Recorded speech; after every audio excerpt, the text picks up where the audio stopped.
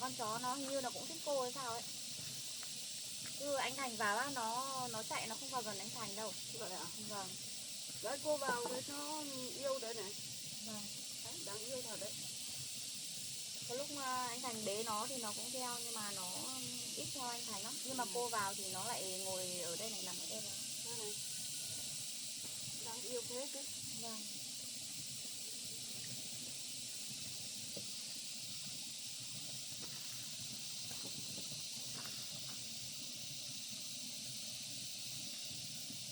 Ăn cơm xong rồi cho ăn nhá.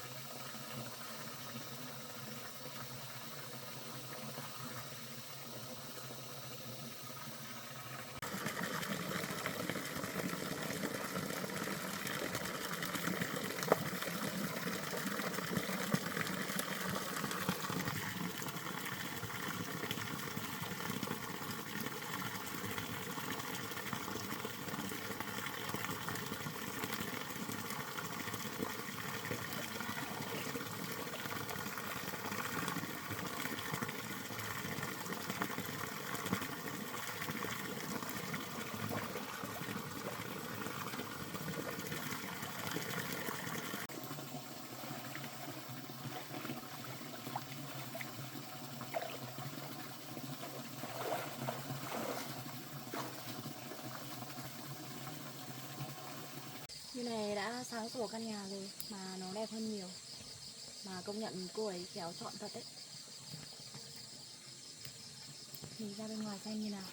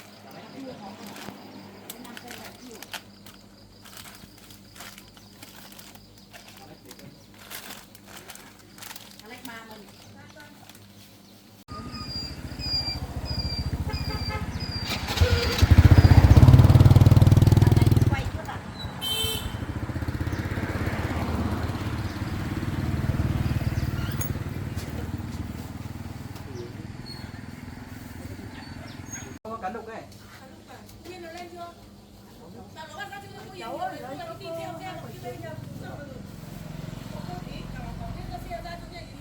Tôi gọi anh chị ngay giờ em bán hàng. Lấy cho cô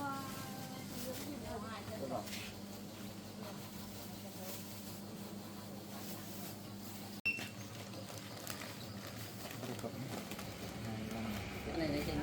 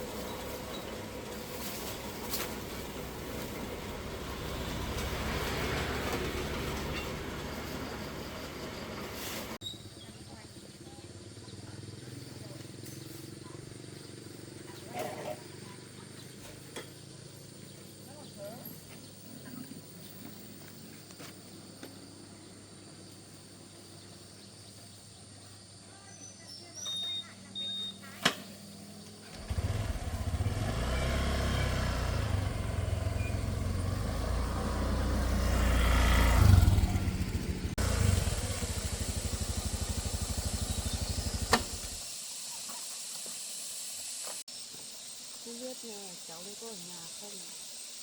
Mình để xe đây, mình lên đấy thôi.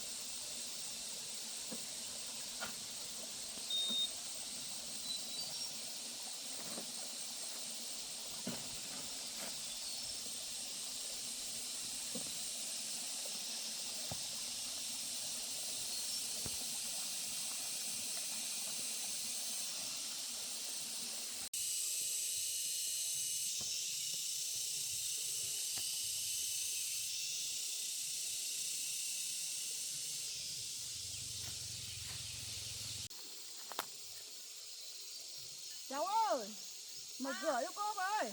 Cô gọi cháu ạ? Mở cửa cho cô vào với.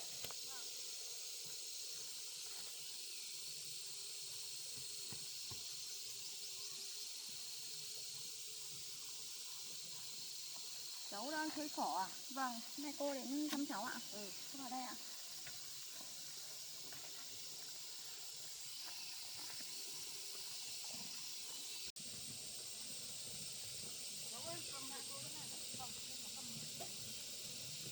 Bóng đèn là cô? Bóng điện. Cô từ nhà vào đây có xa không cô? Cũng Ở đấy ạ? xa lắm rồi cháu ạ. Sao cô ngồi đây đi ạ.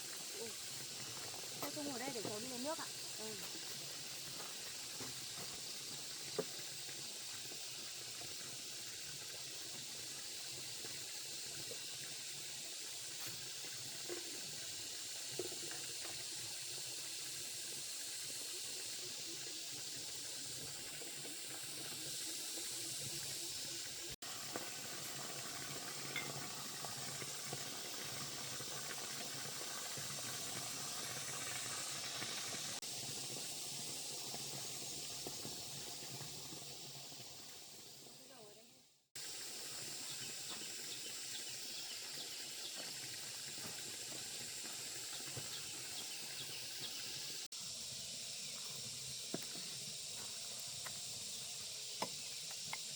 Thế cháu đang trồng hoa à?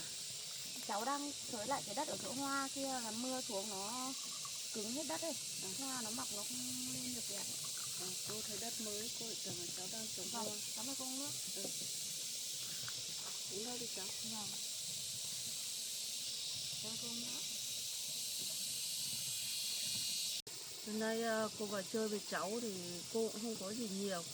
Cũng có ít quà này cho cháu. Đặc biệt là cái bóng điện kia. Để cháu treo lên đây xuống cho nó sáng. Dạ vâng, vâng, cháu cảm ơn cô ạ. Không có gì đâu cháu ạ. Dạ cô vào thăm cháu là cháu vui lắm rồi ạ cô ạ. Mà cô còn mua nhiều đồ chứ, cháu ngại lắm cô ạ. Có tí này không có gì đâu cháu ạ. Thế sáng cháu đã ăn uống gì chưa? Dạ cháu chưa cô ạ. Cháu tranh thủ cấy một ít hoa, xong lát nữa cháu sẽ đi thu hoạch thôi. Chứ cháu cũng chưa ăn đâu ạ. Vậy à?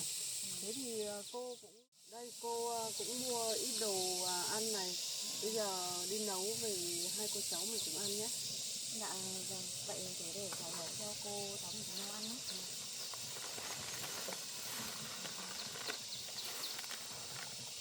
Cô ngồi đây nhá, để cháu đi nấu ạ. Được rồi, thế để cô đi hộ.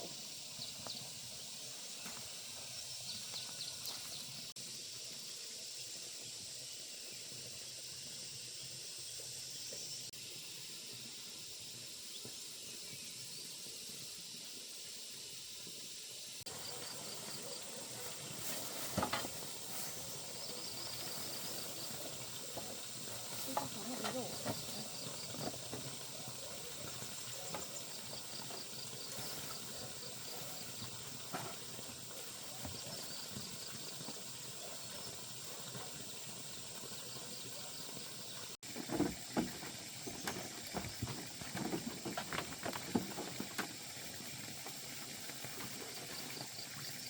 Dạ cô vào đây để anh Thành biết không cô? Nó còn đưa đang đi làm. Anh hôm nay đi làm sớm hả cô?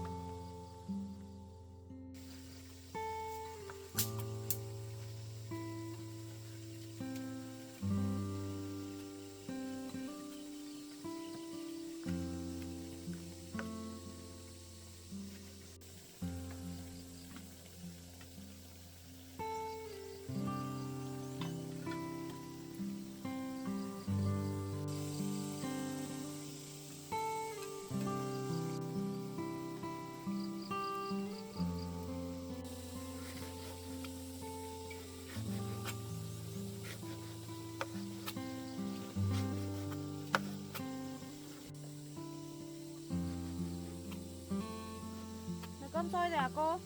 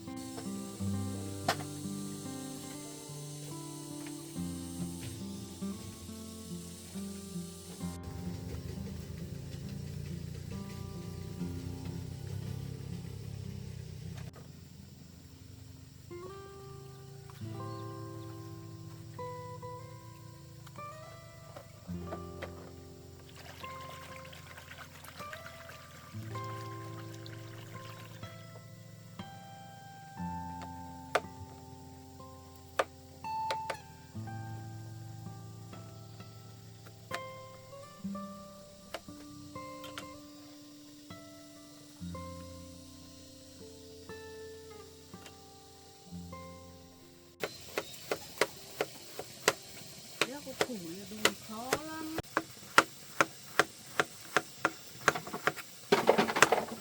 Cô mua mướp đắng ở đâu mà ngon thế cô? Nãy tôi chạy ra quán mua với lại mua mướp, cô mua thịt luôn á. Vâng.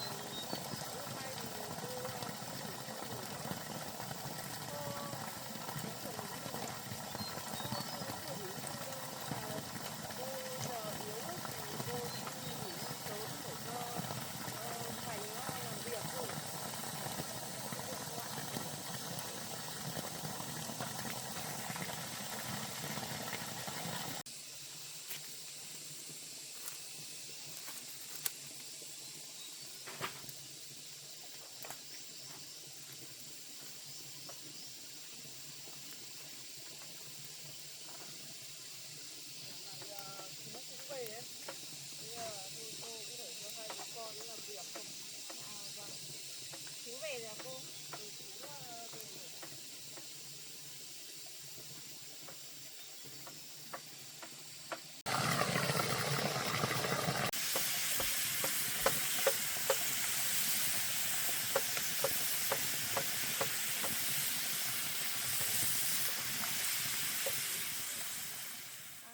Thế chú về rồi hôm nào cô dẫn chú vào đây chơi ạ? Nếu hôm nào chú dỗi thì cô bảo chú vào đây chơi với cháu một buổi.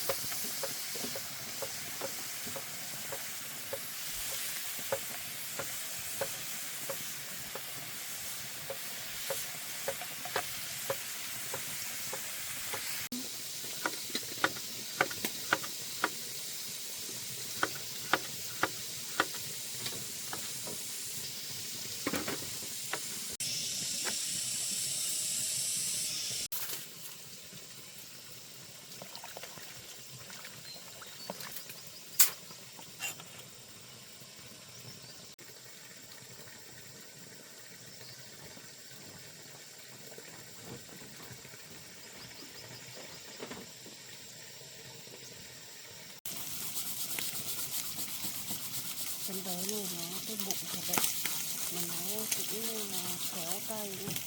Thế mà trước mình cứ hiểu lầm cháu đấy.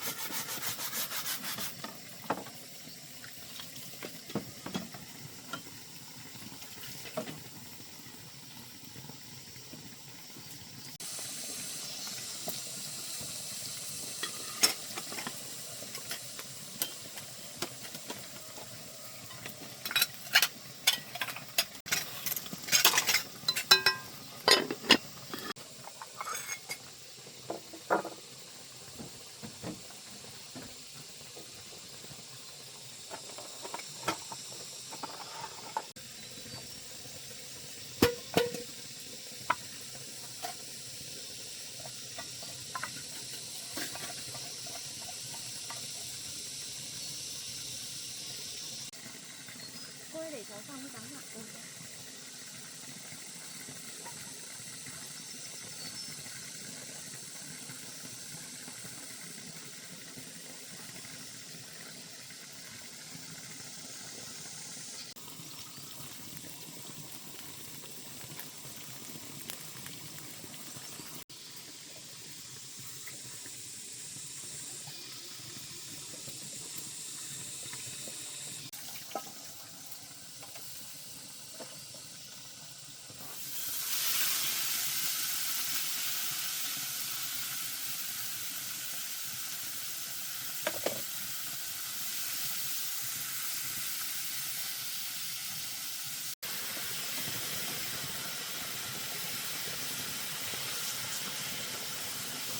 Mới sáng ra mà nắng nóng thật đấy.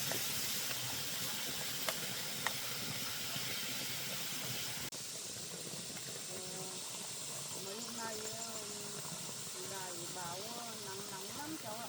Vâng. Mà cô vào đây chơi thì cô chịu khó nhé, tại vì nhà cháu không có quạt đấy. Không sao đâu cháu. Lúc nãy cô cũng lấy ít bóng điện ra để tí nữa hai đứa cháu mình mắc. Vâng.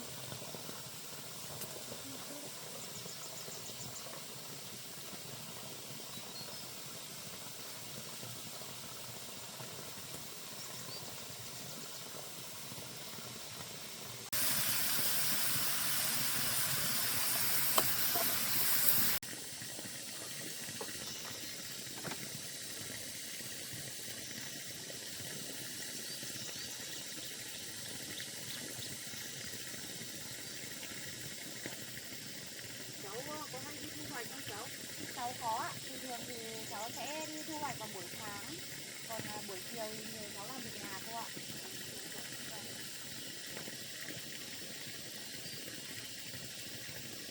Nếu mình biết chịu khó đi thu hoạch rồi thì dần dần mình sẽ có tiền mình tu sửa thêm cháu. Dạ vâng.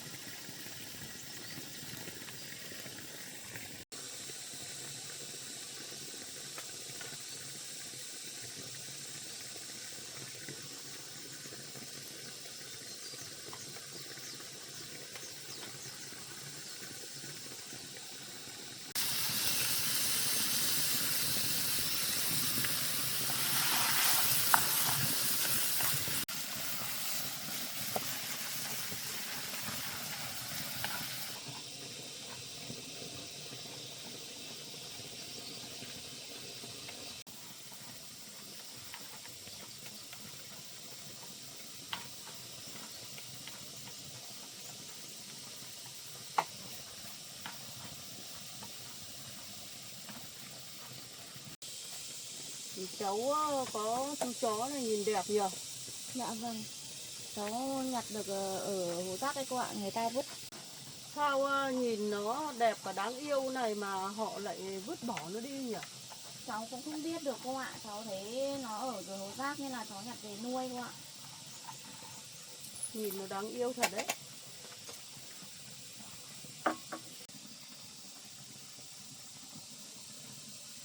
Nhìn thế thôi nó ngoan lắm cô ạ. Nhìn nó đáng yêu thật đấy.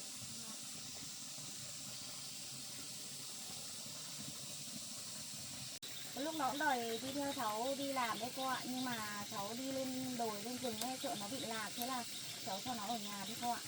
Vậy à? Vâng. Vậy thì hôm nào cô mua cho cháu một con chó nữa để nó về làm bạn với con này ấy. Không cần đâu cô ạ. Một con như thế này là nó đủ bầu bạn với cháu rồi cô ạ. Vậy à? Cháu sợ về nó không quen, nó cắn nhau ấy. Cũng được. Nhìn nó đáng yêu thật đấy. Cô đợi cháu một chút nhé, cũng sắp xong rồi đấy. Để cháu xong rồi cháu dọn ra ngoài bàn. Được rồi.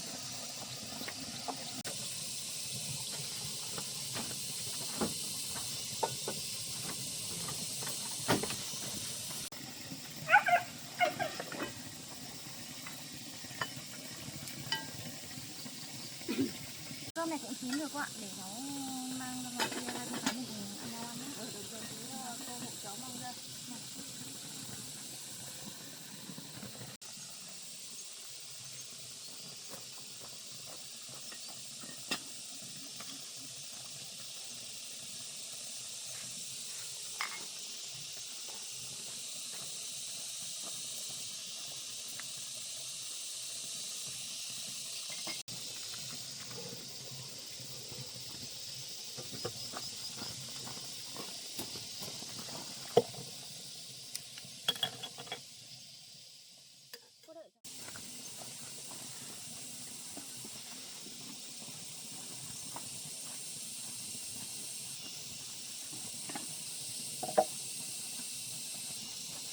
đi. Mít cánh nào?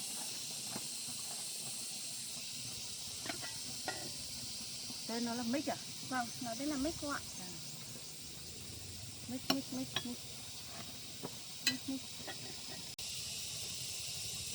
Đây cháu mời cô ạ.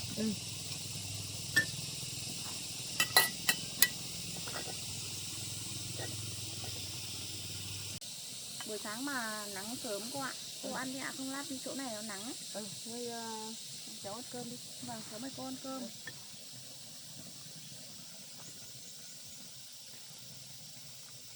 Cô ăn thịt đi ạ. Cô xin. Cháu cũng ăn đi. Vâng, cháu xin cô ạ. Cháu cũng ăn đi. Vâng. Thịt này ngon lắm cô ạ.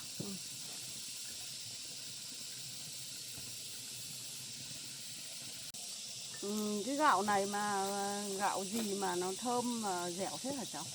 Gạo này là gạo tám thơm đấy cô ạ. À thế ạ. Vâng. Thế thì ngon nhỉ. Vâng. Nhà cô lại cấy cái gạo Khang Dân ấy, nó vừa khô vừa cứng, nó ăn nó không dẻo như này đâu cháu ạ. Vâng ạ. Cái dòng gạo đấy thì nó lại rất năng suất. Vâng. Thế sang năm cô thử đổi sang gạo gấu xem, hoặc là gạo nhiệt đới ấy. Cái đấy cũng năng suất mà ăn cũng ngon lắm cô ạ. Thế sang năm cô thử đổi gạo xem như nào. Vâng. Còn cái gạo tám thơm này thì nó ngon, nó dẻo nhưng mà nó lại không năng suất. Vậy à? Vâng. Rồi.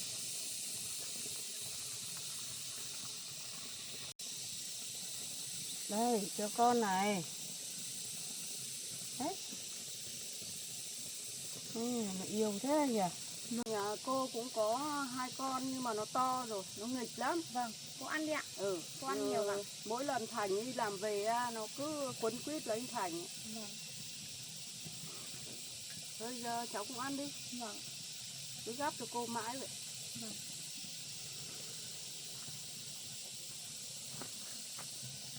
Cháu xào mướp đắng khéo thật đấy, cũng vừa chín tới mà lại ngon nữa. Vâng.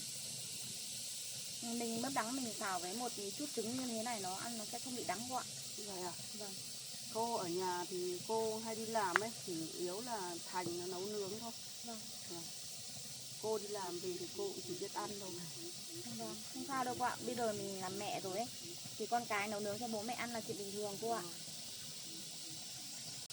Ăn cơm xong tí nữa cháu có đi thu hoạch gì không? Cháu có cô ạ. Vâng. Cháu hôm nay được rồi, thế thì tí nữa ăn cơm xong ấy thì để cháu đi thu hoạch thì hơi gần dây điện để cho Thành nó đi làm về xong nó mang vào mắt cho cháu cũng được. Vâng.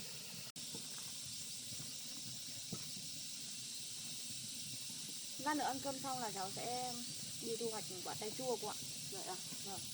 Được rồi, thế thì ăn cơm xong thì cháu đi thu hoạch cho nó sớm, không có nó nắng ấy. Vâng. Dạ, còn bóng điện này thì tối cháu đi thu hoạch về cháu mắc lên cô ạ. Chỉ có một lát là xong thôi, còn anh Thành còn bận nhiều việc lắm cô ạ. Cháu ngại cháu cũng không dám nhờ anh đâu. Được rồi. Ăn cơm ạ.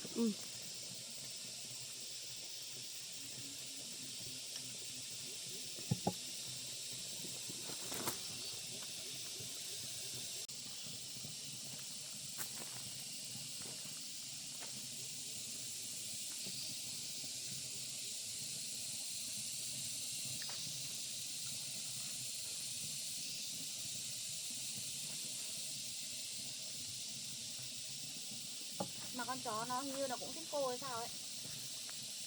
Anh Thành vào á, nó chạy nó không vào gần anh Thành đâu. Vậy ạ? Vâng. Đấy, cô vào đấy nó yêu đấy này. Vâng. Đấy, đáng yêu thật đấy. Có lúc anh Thành bế nó thì nó cũng theo nhưng mà nó ít theo anh Thành lắm. Nhưng mà cô vào thì nó lại ngồi ở đây này, nằm ở đây này. Đáng yêu thế chứ. Vâng.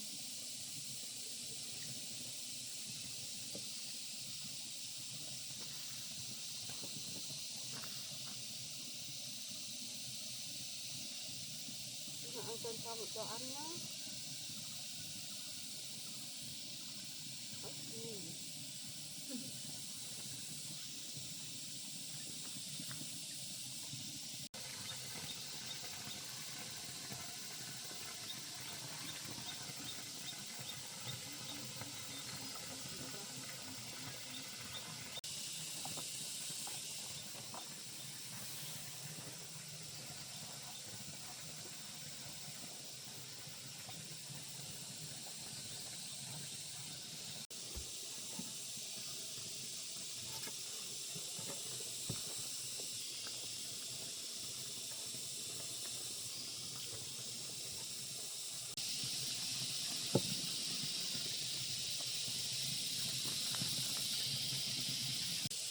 ăn cơm xong rồi thì cháu nghỉ ngơi đi, xong là tí nữa dâm thì cháu cũng đi thu hoạch nhé.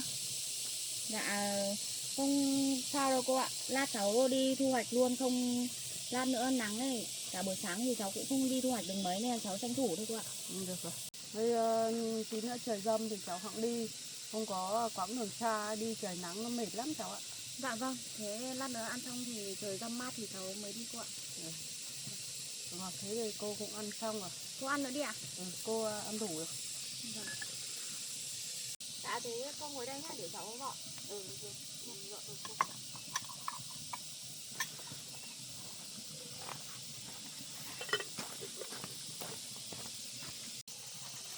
Đồ ăn còn nhiều ấy thì cháu cứ cất đi, xong là tối đi thu hoạch về thì cháu ăn luôn cháu ạ. Dạ vâng ạ.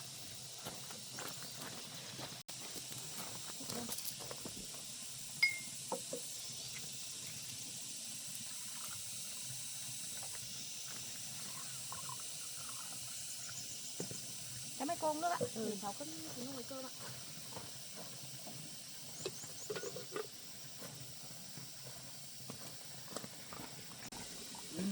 Cháu này thật là tốt bụng, vậy mà mình cứ hiểu lầm cháu với lại cái nhân cảm Thành nó vào đây với cô gái đấy là đúng.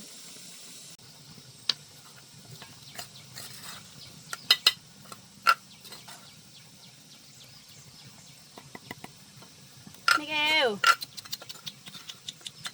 Mic.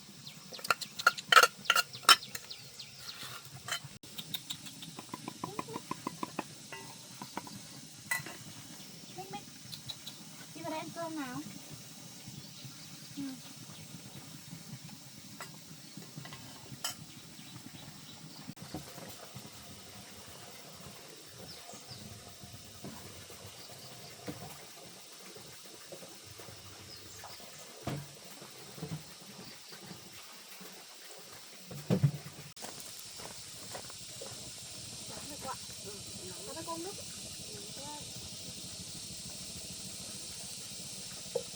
Thôi bây giờ trời nó cũng nắng rồi ấy, thì cháu tranh thủ đi thu hoạch cho nó sớm đi, không có tí nữa cháu về đến nhà lại tối ấy. Vâng ạ. Thôi thì bây giờ cô cũng về đấy. Vâng. Cháu cảm ơn cô nhá. Hôm nay cô đã vào thăm cháu mà còn mua bao nhiêu đồ cho cháu nữa. Không có gì đâu cháu ạ. Uống nước đi. Cái chỗ này nắng quá nhỉ. Ngay khi phải làm một cái chòi lên thôi. Cháu cũng tính làm cái chòi ở trên này để nó che nắng nhưng mà cháu cũng chưa làm được cô ạ. Thế cháu từ từ làm dần thôi cô ạ. Vậy thì thôi cô về đây. Dạ vâng. Thế cháu nghỉ ngơi nhé. Vâng, thế cô về ạ. Thế hôm nào rảnh cô lại vào cháu chơi nhá. Được rồi.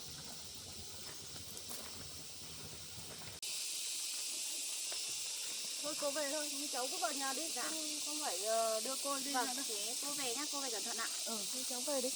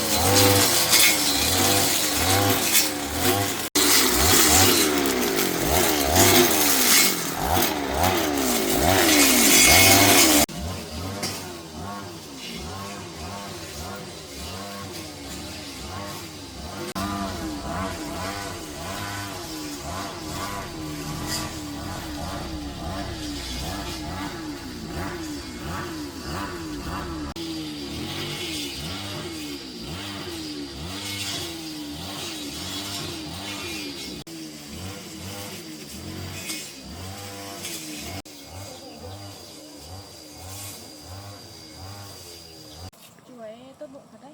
Mít như thế này mà chú cho mình, chú không lấy tiền.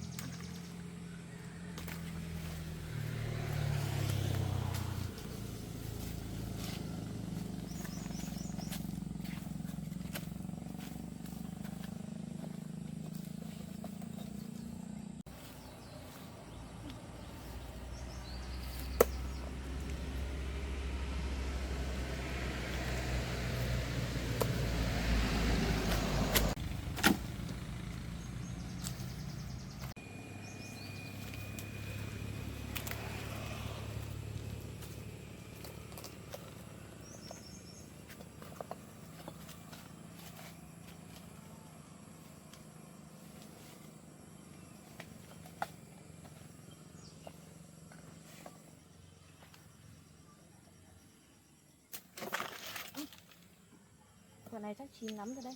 Vừa đậu cái nó đã rụng rồi.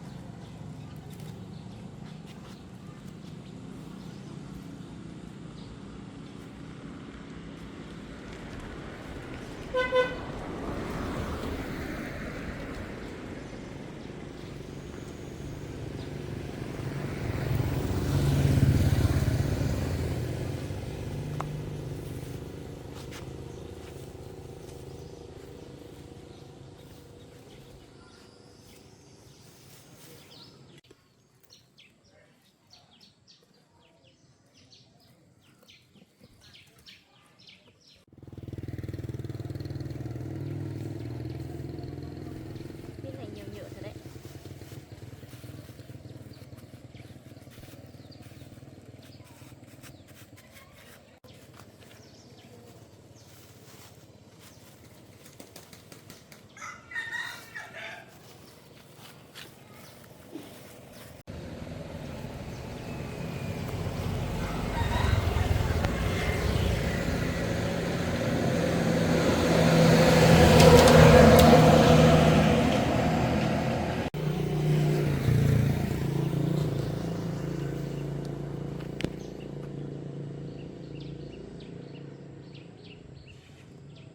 Này chín rồi mà thơm thật đấy.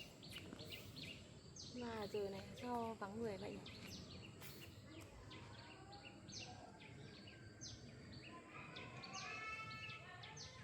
Có lẽ hôm nay mình đi hơi muộn thì phải.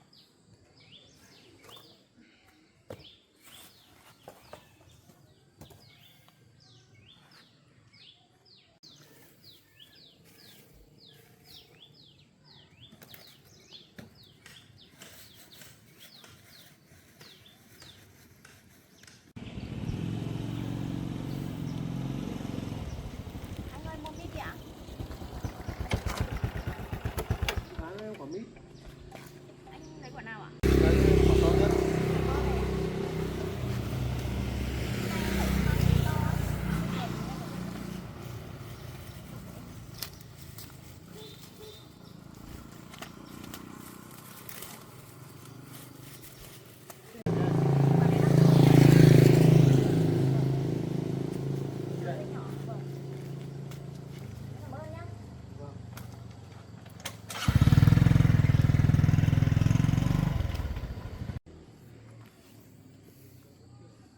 May quá không có một người mua hàng rồi.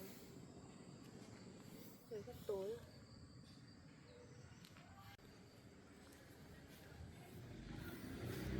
Hôm nay không biết ngày gì mà họ đi ra đường. Lâu lâu mới có một người đi đường thôi.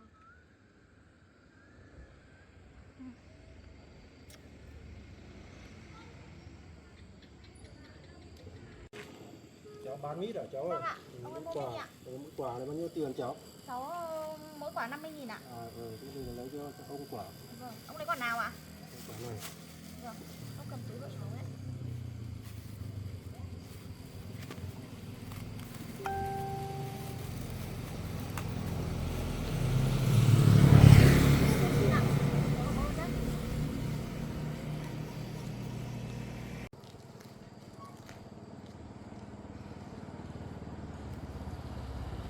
Cô ơi, mua mít đi ạ.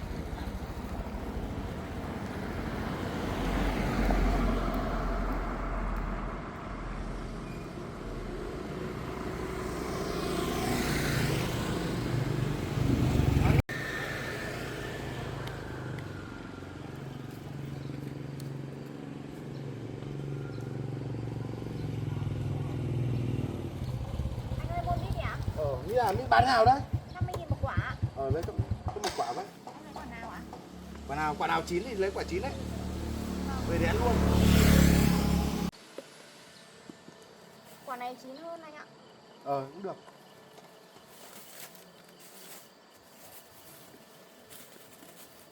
Đây em dụ.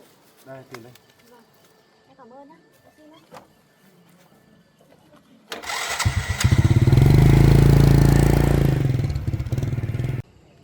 Mít này nhiều nhựa thật đấy. Còn một quả nữa.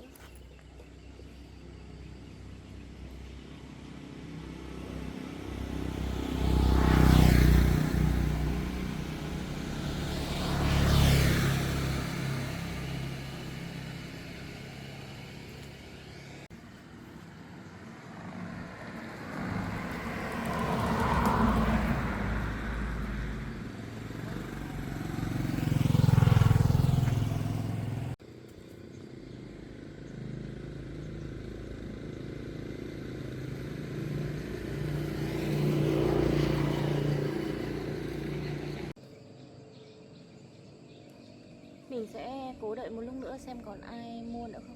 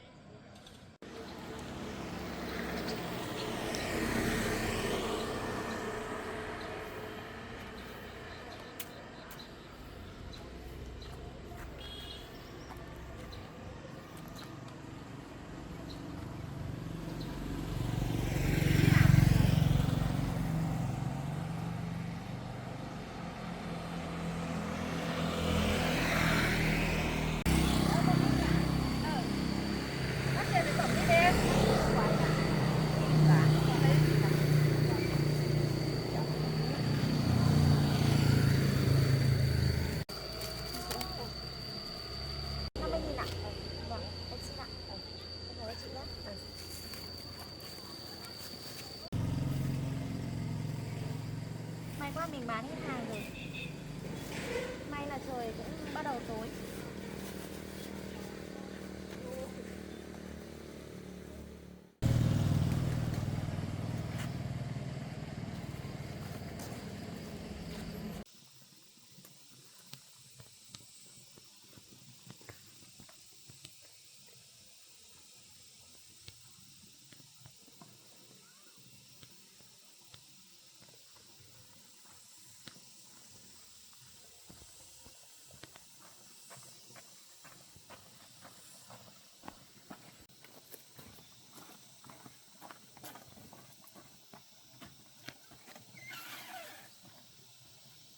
Em mang cái này đi cấy cho, còn đồ này chiều mình sẽ cấy sau vậy.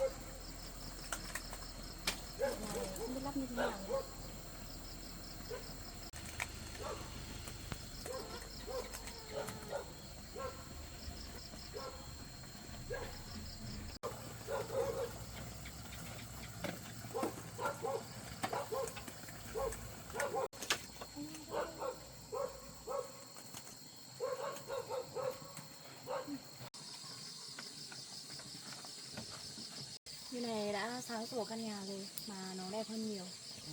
Mà công nhận cô ấy khéo chọn thật đấy. Nhìn ra bên ngoài xem như nào.